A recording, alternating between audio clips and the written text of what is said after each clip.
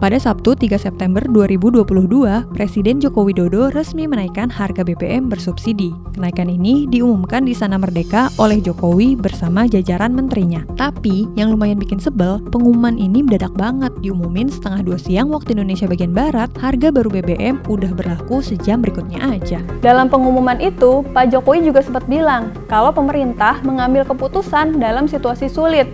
Menaikkan harga BBM bersubsidi juga jadi pilihan terakhir. Terus, kalau kayak gini, apa ya alasan pemerintah menaikkan harga BBM bersubsidi?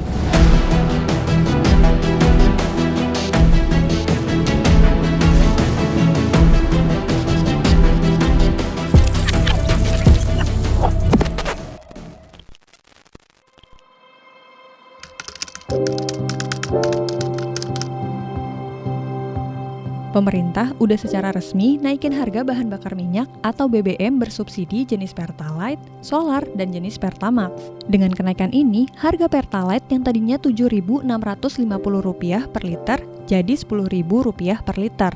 Kalau Solar, dari sebelumnya Rp5.150 jadi Rp6.800. Sedangkan harga BBM jenis Pertamax jadi Rp14.500 atau naik sebesar Rp2.000. Kenaikan BBM pastinya menimbulkan pertanyaan dong. Kenapa ya keputusan pemerintah ini kok tega bener? Kalau BBM naik, kan semuanya juga ikut naik. Sedangkan gaji, nggak berani ngomong.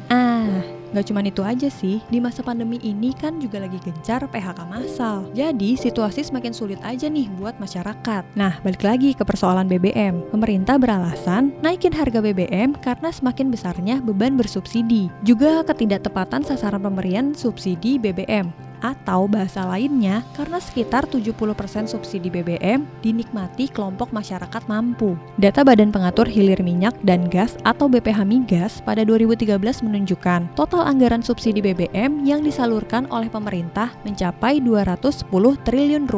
Dari jumlah subsidi ini, 92% digunakan untuk transportasi darat. Nah, dari sini sekitar 53% dinikmati oleh pengguna kendaraan pribadi, atau lebih dari Rp100 triliun subsidi BBM dinikmati oleh orang kalangan menengah ke atas. Sementara sekitar 40% dikonsumsi oleh sepeda motor, cuma 3% untuk angkutan umum yang digunakan oleh sebagian besar rakyat menengah ke bawah. Dari data ini emang bisa disimpulin, kebijakan subsidi BBM tidak tepat sasaran atau tidak dinikmati oleh masyarakat menengah ke bawah. Tapi persoalannya, kalau pemerintah ngelihat subsidi BBM sebagai beban sih pastinya akan terasa memberatkan. Tapi, kalau subsidi dipandangnya sebagai bentuk usaha pemerintah untuk meningkatkan kesejahteraan rakyat, subsidi jadi nggak akan lagi sebagai sebuah beban. Terus, emang berapa sih beban subsidi BBM yang dipikul pemerintah?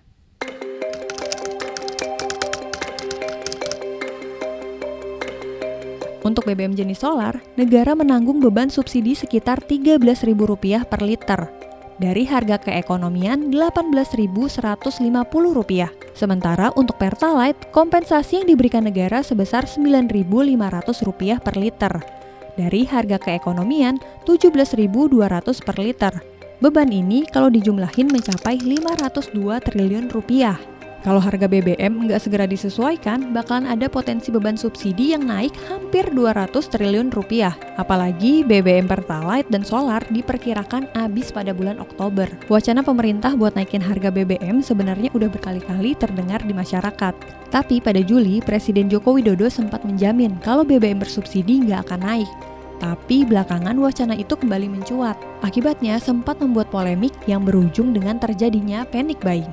Nah, yang juga terasa ganjil saat kenaikan harga BBM ini, belanja subsidi BBM tetap tinggi. Pemerintah mengalokasikan pembelanjaan menjadi Rp650 triliun.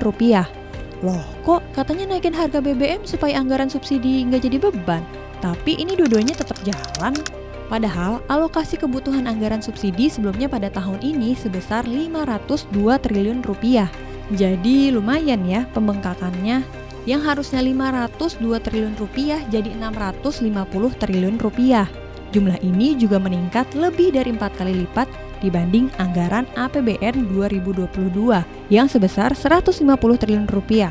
Tapi kenaikan BBM sedikit banyak membantu pemerintah sih. Soalnya negara jadi menghemat subsidi Rp49 triliun dari proyeksi Rp698 triliun. kalau pemerintah enggak naikin harga. Pemerintah sebelumnya memperkirakan butuh tambahan anggaran mencapai 195 triliun rupiah kalau harga BBM enggak naik. Jadi total subsidi bisa bengkak menjadi 698 triliun rupiah. Terus kan harga BBM bersubsidi udah naik nih. Tapi masih aja anggaran subsidinya bengkak. Gimana nih Pak Jokowi? Anggarannya bisa nggak sih diturunin? Nah, kalau ngomongin soal penurunan anggaran BBM bersubsidi, ada positif dan negatifnya. Pertama, kita bahas dulu deh yang positifnya. Pertama, pastinya bisa menghemat keuangan pemerintah. Jadi bisa dialihkan untuk mendanai program lain yang lebih tepat guna dan sasaran. Penghematan ini juga bermanfaat dalam mengurangi defisit anggaran, kontrol terhadap konsumsi BBM, dan penghematan sumber daya alam tidak terbarukan. Gak cuma itu, pengurangan anggaran subsidi BBM juga akan mengembangkan energi alternatif yang lebih murah, lingkungan yang lebih sehat karena berkurangnya pencemaran udara akibat pembakaran BBM, dan bisa mengurangi penyelundupan BBM bersubsidi. Terakhir, bisa menekan permintaan kendaraan bermotor. Sedangkan efek negatif kalau pemerintah nurunin anggaran subsidi BBM adalah naiknya harga BBM bersubsidi kayak sekarang. Akhirnya, berbagai barang kebutuhan masyarakat juga naik. Terus daya beli masyarakat turun deh. Akhirnya, perusahaan berpotensi mengalami kerugian karena penurunan penjualan. Efeknya lagi, terjadi pemutusan hubungan kerja atau PHK akibat kerugian perusahaan pun gak bisa dihindari. Kalau kayak gini, ujung-ujungnya ya rakyat juga yang terdampak. Misalnya usaha kecil menengah atau UKM terancam rugi karena turunnya daya beli masyarakat, serta kemungkinan gak tercapainya target inflasi yang ditetapkan pemerintah. Ya udah deh, karena udah terjadi kenaikan harga BBM bersubsidi, kita lihat aja deh, udah tepat belum alokasi dana untuk rakyat miskin?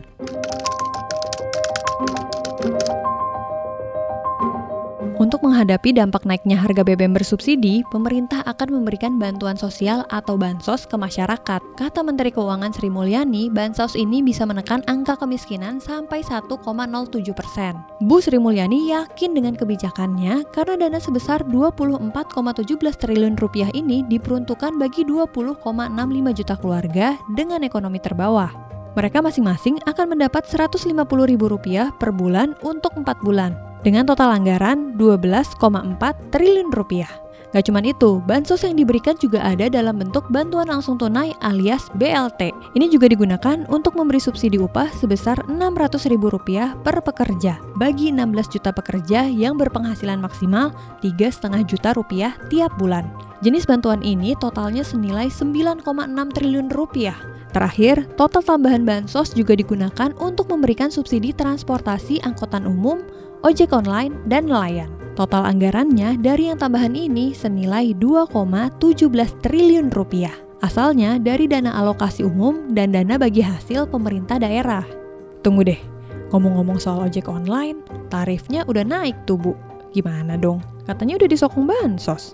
Ya udahlah ya, kita lanjut balik bahas soal BBM. Selama Pak Jokowi menjabat sebagai presiden, berapa ya penerimaan negara dari industri migas? Pada semester pertama tahun ini, penerimaan negara sektor hulu migas sudah mencapai Rp145 triliun.